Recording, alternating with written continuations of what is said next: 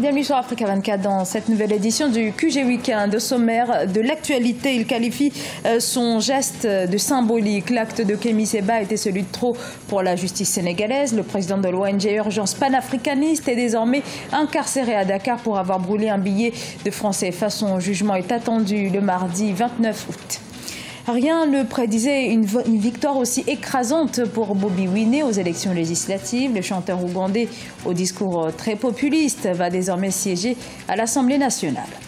Et la Tunisie qui ambitionne d'intégrer la communauté économique des États d'Afrique de l'Ouest avant la fin de l'année. La Tunisie marche ainsi sur les pas du Maroc qui a rejoint cette organisation sous-régionale récemment.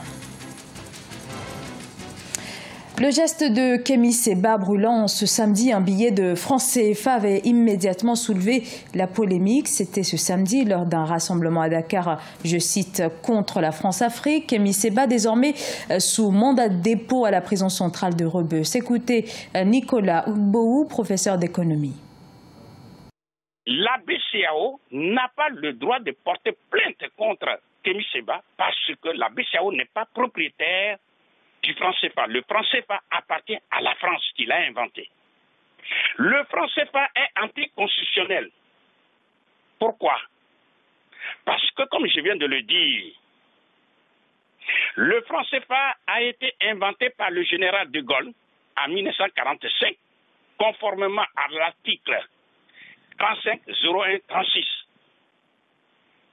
Donc, aucun pays utilisateur du franc CFA n'est propriétaire du franc CFA. On ne comprend pas pourquoi ce franc CFA, qui veut dire par définition le franc des colonies françaises d'Afrique, a toujours cours légal en Afrique francophone. Au Congo, la reconduction du Premier ministre Clément Mwamba a été suivie de la formation d'une nouvelle équipe gouvernementale. Un gouvernement congolais dit de l'efficacité qui est attendu sur le terrain économique. Seulement voilà, une semaine après sa formation, sa composition continue de diviser. Reportage notre correspondant Deva Pansou. Le gouvernement congolais mis en place depuis ce 22 août 2017 est passé de 38 à 35 membres. Compte tenu de la crise sociopolitique que traverse le pays, le président de la République, Denis Sassou Nguesso, avait annoncé lors de son message à la veille de la fête de l'indépendance vouloir s'appuyer sur une équipe efficace et porter sur l'action. Selon une branche de l'opposition, cela n'a pas été le cas. Alors on s'attendait à ce qu'il y ait ce gouvernement-là. Malheureusement, qu'est-ce que nous avons vu? Le même gouvernement a été reconduit.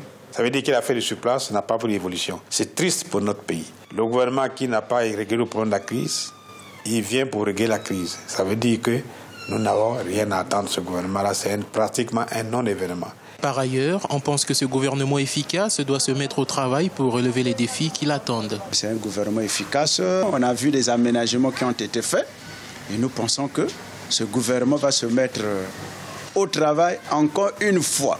Mais ce que nous avons retenu, c'est beaucoup plus le poste de vice-premier ministre. Avec moins de jeunes et 3 nouveaux visages, certains Congolais de la rue souhaitaient voir davantage de jeunes dans ce nouveau gouvernement. Je suis très ravi par rapport à ce changement. Tout changement, c'est bien, mais il faut qu'il y ait des résultats concrets. On devait aussi voir les jeunes dans ce gouvernement. Même malheureusement, on n'a pas vu les jeunes. Ce n'est pas l'équipe efficace qu'on attendait. Il fallait que le président de la République nous mette quand même de nouvelles têtes. Il a fait sortir 3 ou 4 pour reconduire les mêmes. Il fallait enlever les vieux caciques qui ont eu une vieille politique pour mettre les jeunes qui peuvent amener les choses à l'avant.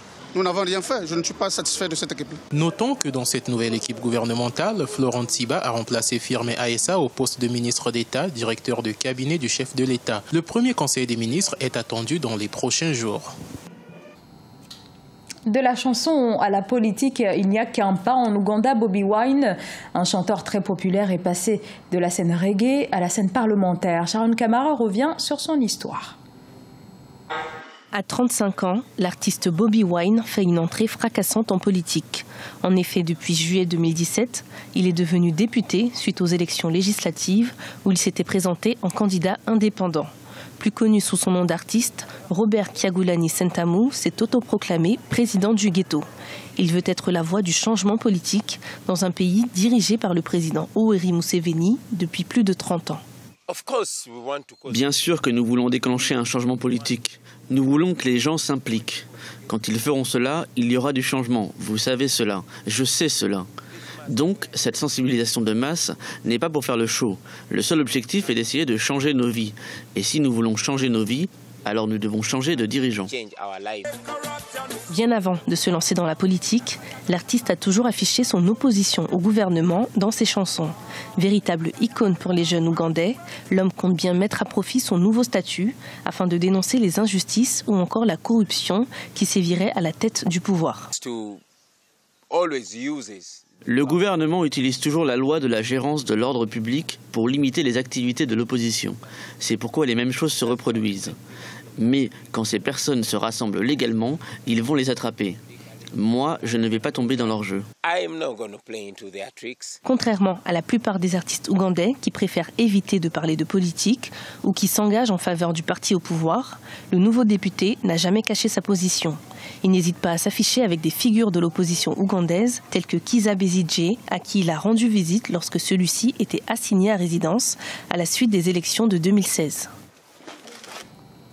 La Tunisie souhaite intégrer la CEDEAO, la communauté économique des États de l'Afrique de l'Ouest. Cette démarche entreprise depuis quelques mois devrait être finalisée en décembre. La Tunisie, qui n'a pas vraiment développé ses partenariats sur le continent, s'est engagée depuis 3 ans maintenant dans une stratégie de diplomatie économique dans la zone subsaharienne. Sharon Kamara.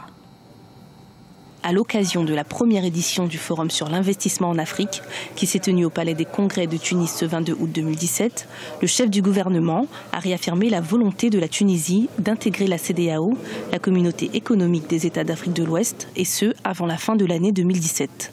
Youssef Chahed a présidé cette rencontre en compagnie du ministre tunisien de l'enseignement supérieur et de celui de la formation professionnelle, mais également de 11 ministres d'Afrique subsaharienne.